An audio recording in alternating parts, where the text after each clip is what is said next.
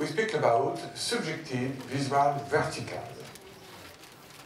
All animals. Dr. Toupet, recognized expert in the field of neurootology, came from Paris to teach us how important are otoliths and graviceptive input and how can we test them.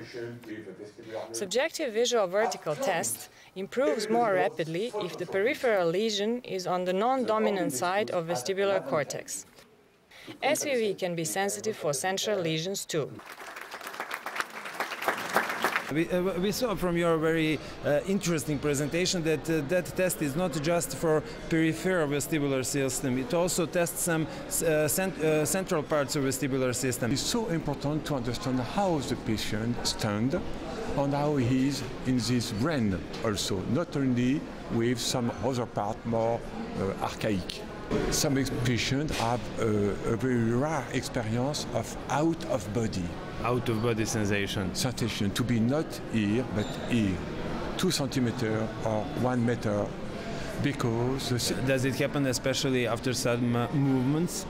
Maybe without, more often after a movement. They jump, they quick, and the 2 systems analyze our body scheme. Some egocentric, visual, and proprioceptive when we touch, and some are inner, egocentric. I am in, and my proprioception and my autolytic system tell me what I am. And sometimes there are a short discrepancy in these 2 models, 2 internal models of your body scale. Thank you, Professor Toupet. We learned a lot from you during this short stay to Belgrade. Me too. Thank you. Dr. Blodow from Berlin presented a very new diagnostic tool, video head impulse test. He gave presentation about his experience with patients suffering from vestibular neuritis, mania disease, vestibular migraine and acoustic schwannoma. V-HIT shows good sensitivity for acute lesions, but it is less sensitive for chronic ones. Many thanks for the invitation. It's a great honor to be in Belgrade and to speak in front of all these people from Serbia. So the benefit of our patients is the V-HIT is a very easy test to perform. And if you have a patient with an acute vestibular syndrome, you can very easily perform this test, and you get very easily a result whether it's normal or abnormal, and you can decide whether the patient has to be referred to the ENT department or more or less to the neurology department. So great test. Most convenient thing about the head and pulse test is that you can test all 6 canals, not only with calorics. You can only do it for the horizontal canal, but you have to. So we get much more information. We got a lot of information, much more information. So we can decide whether only the superior or the inferior branch of the vestibular nerve is affected. So it might be that we sometimes miss patients, they have a peripheral vestibular loss, but they don't present with a normal actual symptoms of vestibular loss. We can't prove it with the equipment we used until today. So that's now right. we are an opportunity to widen the range of peripheral disorders we can catch. That's right. So with the rehab, we feel much more 21st century ENT examination than without. Yes. Okay. Thank you, Dr. Blodow, for coming and for holding nice presentation. Thank you. Debbie Kane from Reading talked about VEMPs. Electrode placement is very important for a good response. VEMPs are very sensitive in detecting superior canal dehiscence and other third window lesions. All VEMPs represent utricular functions. Frequency shift can be used to diagnose patients with mania disease.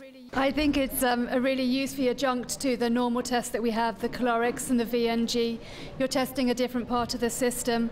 So if you've got a normal caloric and what sounds like a vestibular neuritis patient, by the C-VEMP you can test the inferior portion of the vestibular nerve. VEMPs are very useful for patients with superior semicircular canal dehiscence when you're suspected of that with threshold measurements. That's the new diagnosis emerged recently. So yeah, superior semicircular canal dehiscence, it's shown to be very sensitive for that. You get a lower VEMP threshold. Please tell us these VEMPs, how much they help us diagnose patients with Meniere's disease? So this is an up-and-coming area of research, and there's still stuff to be done. But in particular, we're looking at the shift of the tuning curve for VEMPs, recording from 500 and 1,000. In many patients with VEMPs, we see a shift of the tuning curve, and that might be a diagnostic factor in helping us diagnose Meniere's. But it's a bit of an up-and-coming area, so it's not lots of unanswered questions there. So the O-VEMP is thought to predominantly test the superior portion of the vestibular nerve and the utricle, and there's very few tests around that are testing the utricle. So again, it can be adjunctive to the test battery when we think there might be an otolith dysfunction. Also, we think that O-VEMPs might be more sensitive in patients with Meniere's and superior semicircular canal dehiscence. New Diagnostics in Neurotology was the name of the second Belgrade Balance Forum, which brought together 120 doctors from the Balkan region. Doctors were thrilled to hear about new tests which had emerged in this developing field of medicine. 3 experts came to Belgrade to give lecture and share their experience in utilizing new tests in clinical practice. After the lectures, they moderated workshops where doctors were able to try these new devices and learn how to use them in everyday practice. Dobar dan, doktore Komazec. Kako se vama sviđa na seminaru koji je održan ovdje u Beogradu? Jeste saznali nešto novo? Jeste imali dobra iskustva posle današnjeg dana? Kako da ne, ovo je seminar koji je posvećen vrtoglavicama i aktuelnostima i novinama u dijagnostici pacijenata sa vrtoglavicama. To je jedno polje u medicini koje se neverovatno brzo razvija i koje nam pomaže, znači ove prezentovane dijagnostičke metode nam pomažu da savladamo nove tehnike koje se koriste u ovoj dijagnostici. Kao i svaki put kad dr. Pavlović naš organizuje, bilo je fenomenalno. Imali smo goste iz svih zemalja u okruženju, iz Mađarske, iz Slovenije, iz Hrvatske, iz Srbije naravno, iz Makedonije i koliko sam ja uspeo da čujem od polaznika, svi su bili jako zadovoljni. Hvala. A šta mislite o stranim predavačima? Jeste se susretali sa njihovim radovima pre današnjeg seminara i kako su opravdali vaše očekivanja ako jeste? Naravno, to su eminentni predavači, njihove radove smo čitali, njih smo slušali na raznim kongresima i bilo je zadovoljstvo dočekati ih u našoj zemlji. Naravno da su opravdali očekivanja. Hvala vam puno. Dobar dan. Kako ste se proveli danas na seminaru o novim dijagnostičkim metodama o vrtoglavici i neurotologiji? Kurs je bio fantastičan. Srećna sam što smo u stvari imali priliku da kod nas sretnemo i čujemo predavanja od ovako velikih imena koje se bave neurotologijom. Da ne moramo da putujemo u inostranstvo i da plaćamo jako skupe kurseve. A jeste uspeli na kursevima da naučite nešto novo što ćete implementirati sutra u vašu praksu? Pa ovo su sve nove stvari za nas. Mali broj u stvari kod nas audiologa ima ovu opremu o kojoj smo danas slušali, ali što kaže budućnost nosi nove lepe vesti. Mi smo već dobili cervikalni VEMP, tako da će nam ovo svakako iskustvo koristiti da primjenimo znanje. Hvala vam puno. Hello. How did you like this seminar in New Diagnostic in Neurotology? Yes, I think it was very good, very impressive for me. I am interested in otoneurology and exactly in cervical and ocular VAMP, and it was very great and it was very interesting. And I could try this video hit system. It was great. And the subjective vertical system, it's very interesting, very useful. Unfortunately, we haven't got this video hit, but we have got C-VAMP and O-VAMP in my office, and I am planning to use this video hit and this subjective vertical also. I hope so. I hope so. You're from Hungary, yeah? From Hungary, yes, okay. Yes. Okay, and have you heard for lecturers before this? Yes, the Hungarian Society of Otolaryngology, we have a website, and the advertisement was on this website.